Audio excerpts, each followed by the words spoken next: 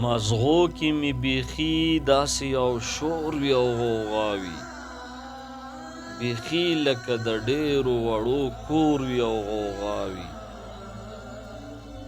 ځواب راکړئ ملګرو چې دا څوک دی که پښتون دی، اخستې چې هر وخت خونې اور وي او غوغا وي. وطن دی او غټان د اقتدار مقابلې دي، هر وخت رسا کشي وي او بس زور وي او غوغا وي.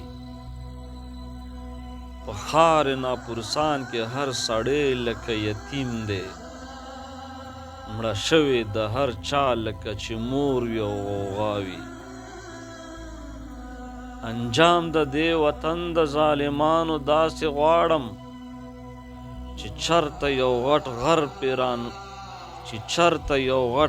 پرې رانسکور وي او غوغا وي.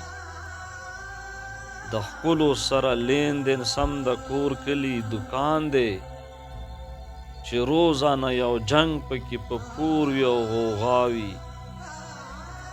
ساقبه په پنجاب کې فضا حسبینا صفا ده، ختلې پښتونخوا کې لوګی تور وي او غوغا وي. بیخي لکه د ډېرو وړو کور وي او غوغا وي.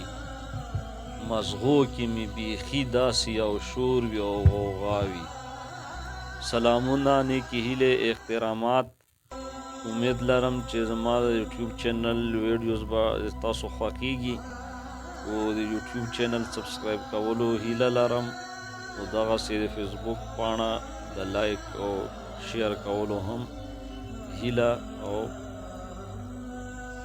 تمه لرم. یو بل غزل هم در سره شریکوم.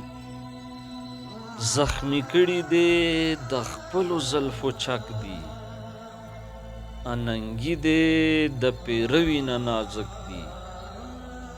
او زه به څنګه ستا د حسن صفت وکړم، مضطرب یمه لفظونه رانه ورک دي. او تا جاګیر زنه جبین دواړه ورکړي، دوه خالونه دې ساتلي دوه ملک دي. که اغیار کړي د پلکونو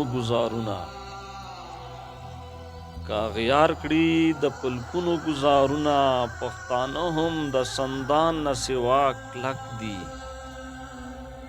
ما به وجني دغه دوه قاتل سترګې، ورسره لښکر باڼه چې هم کومک دي.